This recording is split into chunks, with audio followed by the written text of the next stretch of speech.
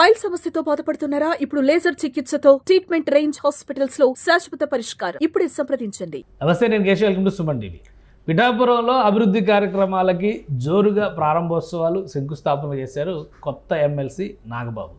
Janasena party నాయకులు, మరోవైపు నుంచి లోకల్గా తెలుగుదేశం పార్టీ నాయకుల్ని కలుపుకొని డిప్యూటీ సీఎం పవన్ కళ్యాణ్ సొంత నియోజకవర్గంలో అనేక కార్యక్రమాల్లో పాల్గొన్నారు. ఆ విశేషాలు ఏంటి ఒకసారి తెలుసుకునే ప్రయత్నం చేద్దాం. మనతో పాటు అనలిస్ట్ చందు శ్రీనివాస్ గారు. చందు శ్రీనివాస్ గారు నమస్కారం. నమస్కారం అండి. నాగబాబు గారు ప్రమాణ స్వీకారం చేసిన వెంటనే ఫస్ట్ ఎంట్రీ పిఠాపురం నియోజకవర్గం. అంటే ఆయన సీఎం గారిని, డిప్యూటీ సీఎం గారిని కలిశారు, చిరంజీవి గారిని కలిశారు. అక్కడ నుంచి అభినందనలో ఆల్ ద బెస్ట్ తీసుకున్నారు. నేరుగా పిఠాపురంలో ల్యాండ్ అయ్యారు. ఏంటి పిఠాపురం మీద ఫోకస్ చేయడానికి కారణం? అంటే అన్ని తనై ఎలక్షన్లో తన తమ్ముడు గెలుపు కోసం అహర్నిశలు కృషి చేసిన మాట ప్రపంచం మొత్తానికి తెలుసు. ఎందుకంటే అన్ని సమన్వయం చేయటం. తన తమ్ముడు గెలిపే పరమావధి. ఎందుకంటే ఎంపీ పదవి అనకాపల్లి చివరిలో మిస్ అయిపోయింది. ఇక పూర్తిగా పిఠాపురం ఎట్టి పరిస్థితులు గెలిపించుకోవాలని కుటుంబ సమేతంగా అక్కడ ఉన్న మాట వాస్తవం.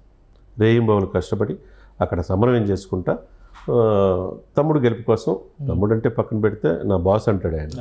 ఎందుకంటే రాజకీయంగా ఆయన పార్టీ అధినేత కాబట్టి అదే మాట్లాడతాడు తప్పితే ఆ విధంగా ఆ విషయంలో ఆయనకు హక్కు ఉంది అక్కడ. ఎందుకంటే గెలిచిన తర్వాత ఎమ్మెల్సీగా ఆయనకి వేద పండితులు వేదాచరచనం స్వాగతం పలికారు, పూర్వకుంభ స్వాగతం. అదేవిధంగా సత్కరించారు, అంతా బాగుంది. అదే సమయంలో అక్కడ ఇన్ఛార్జిగా వ్యవహరిస్తున్న వ్యక్తి వచ్చారు, తర్వాత టీడీపీ నాయకులు వచ్చారు, మిగతా అంతకుముందు మాజీలు ఎవరు ప్రమేయం లేకుండానే. పిఠాపురం ఎమ్మెల్యే అంటే పవన్ కళ్యాణ్ గారు, డిప్యూటీ సీఎం ఆఫ్ ఆంధ్రప్రదేశ్. ఆ అభివృద్ధి పనులు ముందు అంజులో మనం చూస్తూ ఉన్నాం. మనం గతంలో చేసాం 300 కోట్ల అభివృద్ధి పనులకి నాంది పలికాడు పవన్ కళ్యాణ్ గారని. ఇకపోతే నిన్న 28 లక్షల ఓపెనింగ్ ఆయన కూడా జరిగింది. దాదాపు నిన్న 28,50,000 పిఠాపురం తహసీల్దార్ కార్యాలయం, అక్కడ కలెక్టర్ గారు కూడా వచ్చారు. వచ్చి అది ఓపెన్ చేయటం, వెంటనే వాటర్ హెడ్ వర్క్స్ అంటే పిఠాపురం, గొల్లప్రోలు ఆ పరిసర ప్రాంతాలకి మంచి నీరు అందించే హెడ్ వాటర్ స్కీమ్, అదే 65 లక్షలతో ఇచ్చేసారు.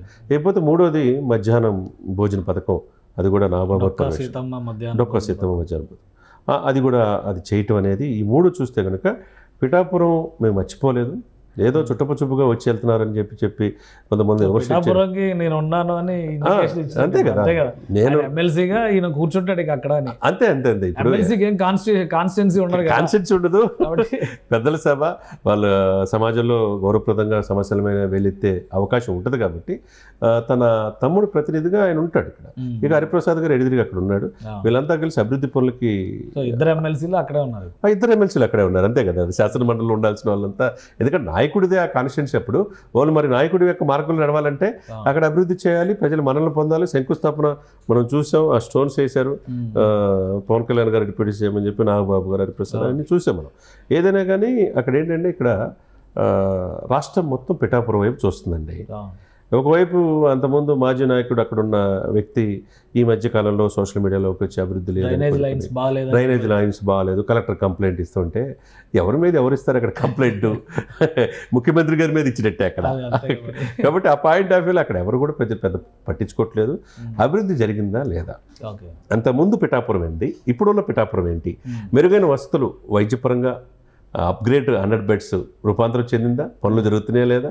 లేకపోతే పిఠాపురం ఆ యొక్క బొప్పాడి బీచ్ అభివృద్ధి చెందుతా లేదా? వాటర్ వర్క్స్ అభివృద్ధి చెందుతుందా? స్కూల్స్ మెరుగైన సదుపాయాలు ఉన్నాయా? రోడ్లు ఉన్నాయా?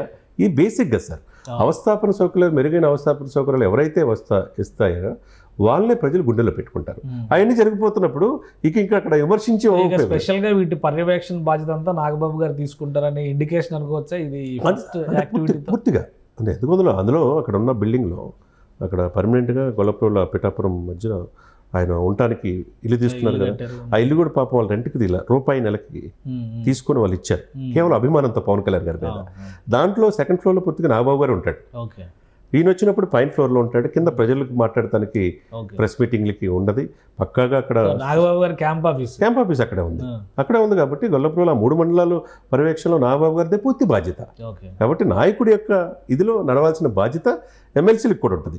ఒకవైపు ఏంటంటే పవన్ కళ్యాణ్ గారు అక్కడ అమరావతిలో కొన్ని ఓపెనింగ్స్ వాటిలో బిజీగా ఉన్నారు. నిన్న cabinet meeting, Tirupati Palani bus service opening, cabinet మీటింగ్లు మొన్నటిదాకా ఈ మీటింగ్లో లేడు 2 రోజులు అన్నారుగా. నిన్నంతా ఆయన ఉన్నాడు కదా. ఎందుకు ఉన్నారు, ఎందుకు లేవలేదు, ప్రతిదీ సమాధానం చెప్పాల్సిన అవసరం లేదు కదా. సో పిఠాపురం బాధ్యత మాత్రం నాగబాబు గారు చూస్తారు. పిఠాపురం బాధ్యత పూర్తిగా నాగబాబుది అనేది నిన్న జరిగిన ఇది మాత్రం స్పష్టంగా మనకు కనబడుతుంది. రైట్ రైట్ థ్యాంక్ యూ చంద్ర శ్రీనివాస్ గారు. ఇది పిఠాపురం పైన స్పెషల్ క్యాంప్ ఆఫీస్ ఏర్పాటు చేస్తున్నారు నాగబాబు. ఎమ్మెల్సీగా బాధ్యతలు తీసుకున్న తర్వాత deputy CM Pawan Kalyan constituency పైనే ఆయన ఫోకస్ పెట్టారు. అక్కడ జరుగుతున్నటువంటి అభివృద్ధి పనుల పర్యవేక్షణ, ప్రస్తుతం ప్రారంభోత్సవాలు, కొన్ని కార్యక్రమాలకు శంకుస్థాపనలు, వీటిపైన ఆయన దృష్టి పెట్టారు. రాబోయే రోజుల్లో కూడా క్యాంప్ ఆఫీస్ అక్కడే ఏర్పాటు చేసుకునే అవకాశం ఉంది నాగబాబుకి.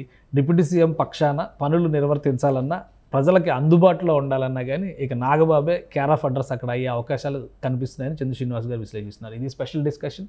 Keep watching. సుమన్ టీవీలో మీ పర్సనల్ అండ్ బిజినెస్ ప్రమోషన్స్ కోసం కింది నెంబర్కి కాంటాక్ట్ చేయండి.